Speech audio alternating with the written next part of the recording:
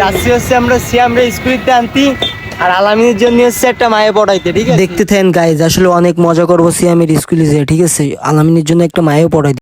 সামনে আলামিন বিয়ে শাদী করবে, এই জন্য আগে থেকে মেয়ে দেখে রাখতে হবে যে ঠিকঠাক যেন থাকে সবকিছু, ঠিক আছে? আবার এখনকার দিনকাল তো খারাপ, আসলে ভালো কিছু বর্তমান পাওয়া যায় না, সব বর্তমান ডুপ্লিকেট হয়ে গেছে। ডুপ্লিকেট মাল দেখি শেষ।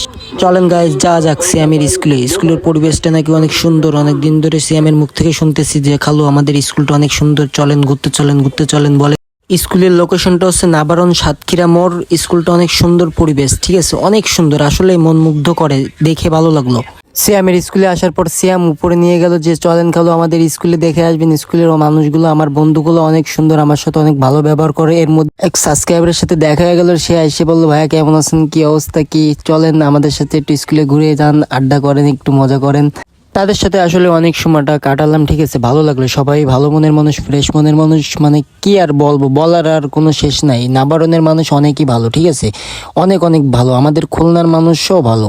খুলনার মানুষকে কেউ খারাপ বললে আসলে আমার নিজের কাছেই খারাপ লাগে যে আসলে আমাদের খুলনার মানুষকে অনেক খারাপ বললো।